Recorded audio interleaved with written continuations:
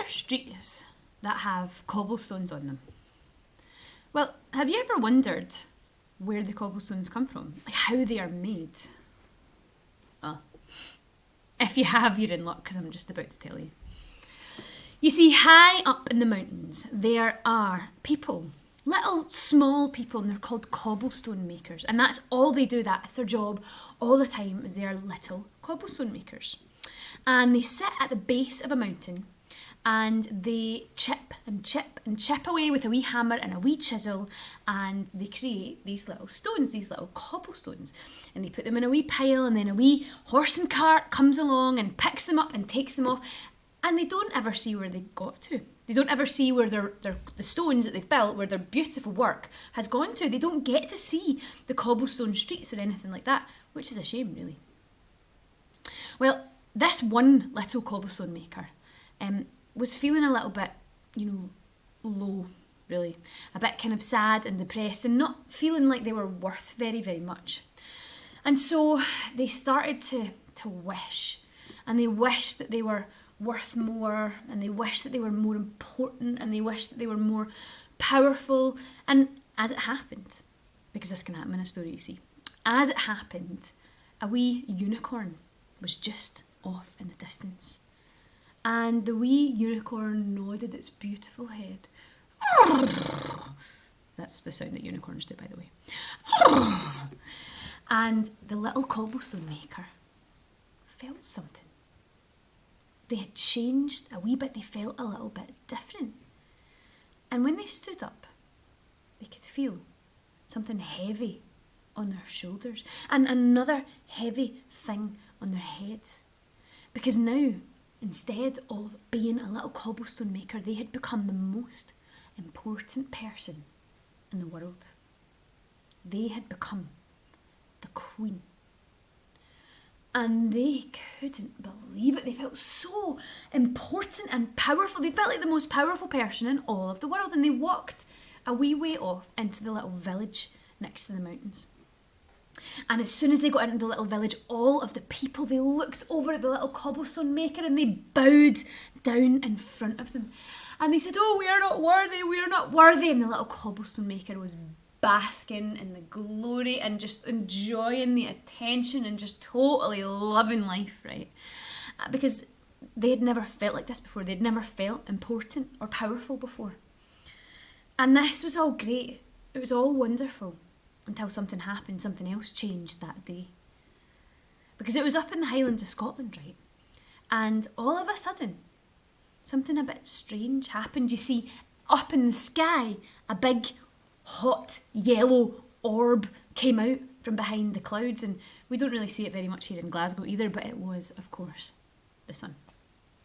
And when the sun came out, all of the people in the village, they turned away from the little cobblestone maker who was now the queen.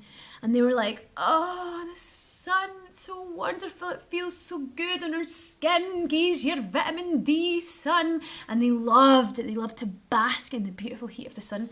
And the little cobblestone maker realised that, in fact, even as the queen, they were not the most important person in the world. Because, in fact, the sun was way more important. So they wished again, "Oh, I wish I could be the most important person in the world. I wish I could be the sun."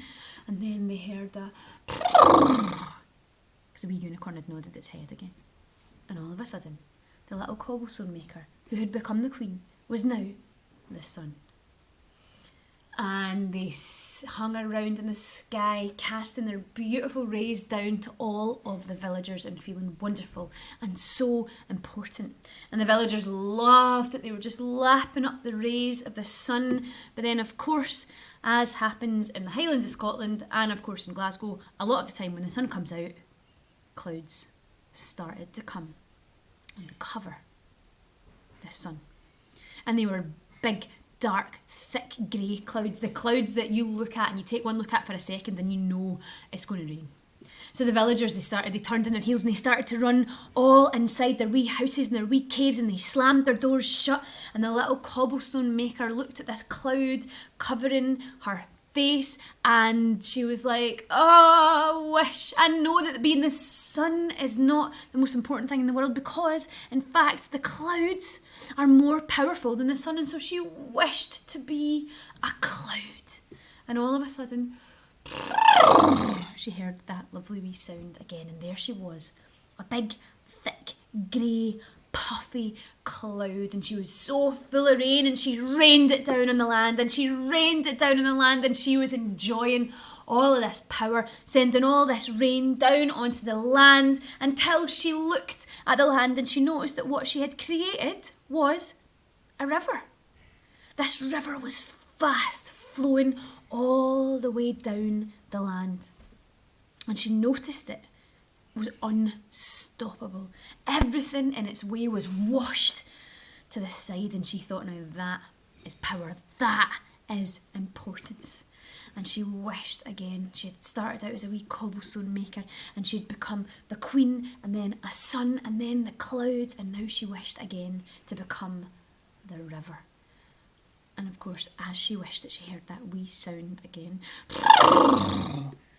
And suddenly she was a mighty river rushing through the country, stopping at nothing. Everything in her way was whooshed off to the side or whooshed down the river. Cows, people, trees, nothing could stop her. They could build bridges over, they could build tunnels underneath her, but they could not stop her. And she felt, and she rode through the country for many days, many weeks, months, maybe even years, until she came to something that she could not get through. It was a huge mountain. And the river, of course, can't get through a mountain, so it had to change its course. It had to split off. And half of the river went round to the left-hand side of the mountain, and the other half, a wee twiddly part, went round all the way to the right-hand side of the mountain. And she thought to herself, wow, that mountain is more powerful than me, the river. And so she wished again, oh, I wish I could be the most powerful, the most important thing in the world. I wish I could be that mountain. And of course, she heard the lovely wee noise. And there she was. She was the mountain. She started off as a wee cobblestone maker. She'd become the queen. She'd become the sun. She'd become the clouds. She'd become the river. And finally, she'd become the mountain. And she sat there as a mountain. Oh, she noticed her posture changed. Her shoulders were back. Her head was up high. And she just sat there and looked across her land.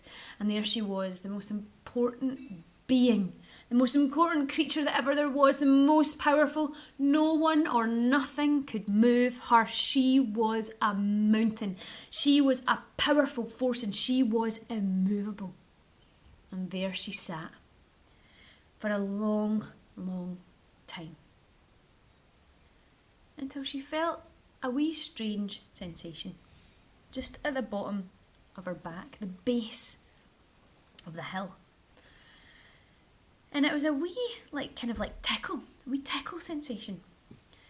And she kind of looked round. Now, it took her a long time to do this because it's quite slow as a mountain. You can't really move very quickly. But she moved her great shoulders, and she moved her great head, and she looked around, and she saw exactly what was happening. She saw exactly that at the base of her spine was a tiny compared to her little person, with a wee hammer and a wee chisel.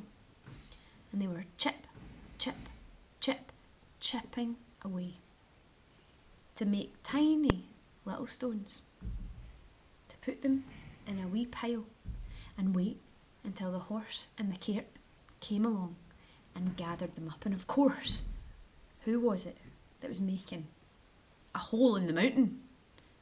It was a little cobblestone maker. And at that point, she realised that in fact, that little cobblestone maker was the most important and the most powerful person in the world, because only they could move a mountain. And so for the last time in this story, She wished again, oh, I wish I could be the most important, the most powerful person in the world. I wish I could be a little cobblestone maker. And for the last time, she heard that wee noise. And she was turned back into a little cobblestone maker with a wee hammer and a wee chisel. And she sat right next to the other little cobblestone maker. And in quiet companionship, she started to chip, chip, chip away at the mountain. And she started to take these little cobblestones that she'd made and put them in the wee pile. And she realised that in fact, all along, she had been the most important person and the most powerful person in the world. And now it was all the better because she had somebody to share it with. And that's the story of the little cobblestone maker.